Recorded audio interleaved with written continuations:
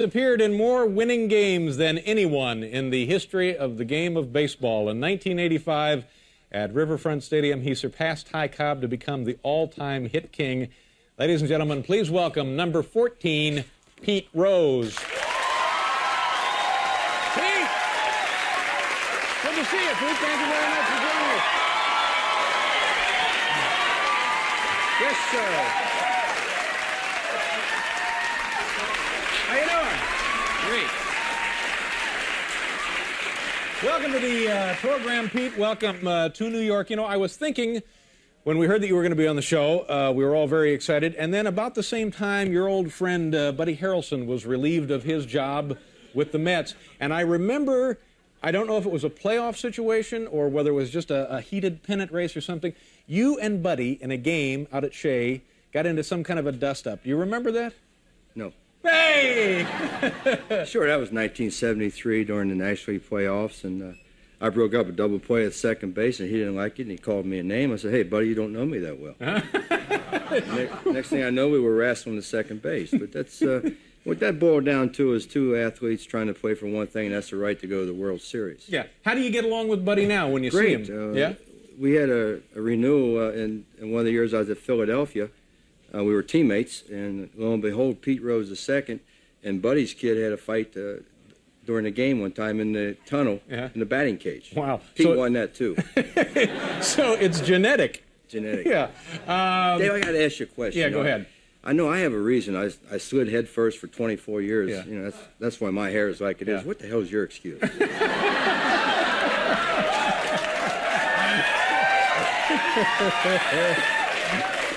Now, Pete, don't make me call the warden.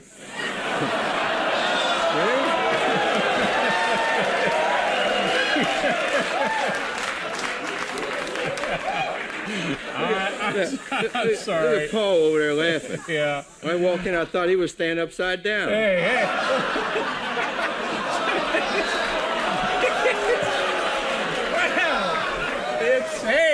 it's a roast. Don't call the warden. Yeah. Let me ask you a couple of things about my team when I was a kid growing up was the Cincinnati Reds, and the team you grow up with is always your team. We used to go down there to Crosley Field and watch them play. And so this year, the Reds, I guess, about the All-Star break, it looked like they didn't really have a serious run at it. And then odd stuff started to happen. Rob Dibble heaves a ball into the stands. Yeah, injures somebody. Most guys can't throw a ball that far. Yeah.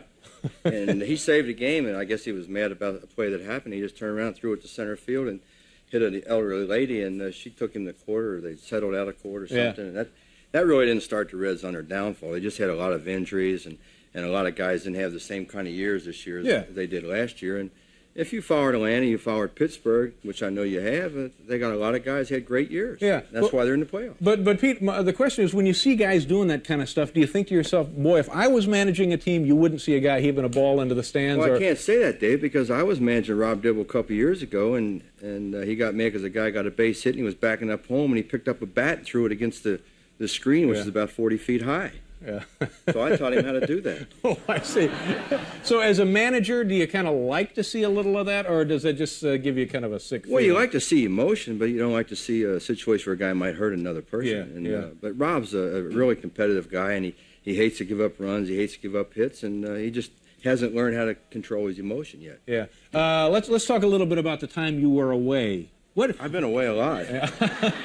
Been on the road. Another road trip for you, Pete. One of those 5-month road trips. All the food and water you can drink and eat, right? Yeah. What do you think when people, I think, understand that you had to do some time? What is in your mind the biggest misconception about your situation with baseball, your situation with the taxes, your situation with everything? What do you think people don't know? What do you think they have wrong about you? Well, no, I think people think I'm the same person sitting here as I was when I played the game of baseball. And what I mean by that, when I played the game of baseball, I guess I was sort of an arrogant, cocky, no-good SOB. I had to play the game hard as I possibly could. But when I'm off of a baseball diamond, I'm a prince. I'm easy to get along with. I didn't bowl him over like he said. Yeah. He's a star. I passed him. I'm mad now. Find out he gets more money than I do for the show. We'll take care of that. I thought we were doing it for nothing. We'll adjust that. Now, when you were in the state of Illinois as a guest, Marion, yeah. What does that do to you? Well, first thing when I got there, it seemed like there was 230 guys there when I got there. That's at the camp. Now across the street was the main prison where they had 400 guys, and I worked over there. I was in the welding department. I didn't learn how to weld, but I was in the welding department. But there again at the camp there was 230 guys, and 210 of them were there because of drugs, and they all wanted to tell me their case. Yeah. You know how they got caught. I'll never forget this one guy was doing 29. Not months, he was doing years. Don't ask him what the hell he was doing at a camp. 29 years. Yeah, he was doing 29 years at a camp. And he said, Pete, he said, I used to have a home in Columbia. I had a home in Palm Springs. I had a home in Denver, and I had one in Chicago, and I had my own Learjet. He said, they didn't catch me with any cocaine. They didn't catch me with any money. Well, I said, how the hell did you get put in here? He said, conspiracy. I said, well, that don't sound like much. He said, yeah, but 123 people snitched on me. What can you do with that? You spend your time. I mean, he's about ready to get out. I mean, he worked at the recreation office, and that's where I did most of my hanging around because they had a TV and I could watch sports. And did you play any ball while you were in there? No, I went in there about 2 weeks after I had a knee operated on. But I was a coach, and believe it or not, the name of the team was the Outlaws. Yeah. Go figure. And I used to hit infield practice for him. Yeah. I would hit infield practice for him, and on Wednesdays and Thursdays, they had a team from the outside come in to play the guys. They were some pretty good ball players in there because, you're in pretty good shape. You don't have a lot of alcohol to drink in there, and there's no women in there, so the guys are in real good shape. So if you want to tidy up, I know a good place to send you. No. Did you, how did you get all those hits anyway? No, but I mean, seriously, what were you doing differently than everybody else who's ever played the game? Well, I was lucky because I didn't have any major injuries. I did miss 10 games in 11 years. Wow. And I was lucky because I could switch hit. I could hit the ball to all three fields. And I used to pay off most of the pitchers. No. Now, Pete, you're eligible, and correct me if any of this is inaccurate, you're eligible to be reinstated by the commissioner January. Years ago. Oh, is that right? Yeah, a year after I was suspended. And I was suspended in 1989, but I just really haven't applied for reinstatement because I'm still on supervised release until January the 4th or 5th. And once I'm through with that, I'll have everything behind me.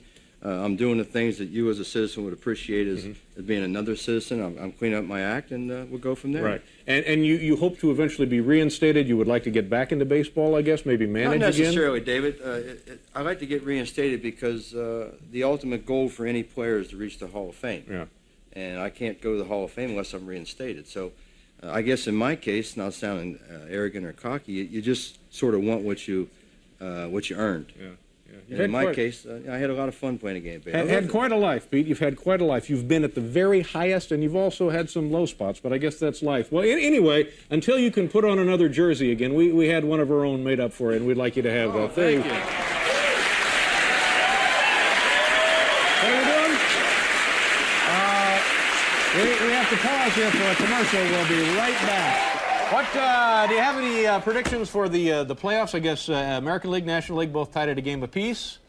What do you think? I really think the best team in baseball is Pittsburgh, but they didn't play very well last night. Right. I think it'd be great to see Minnesota. It's tough.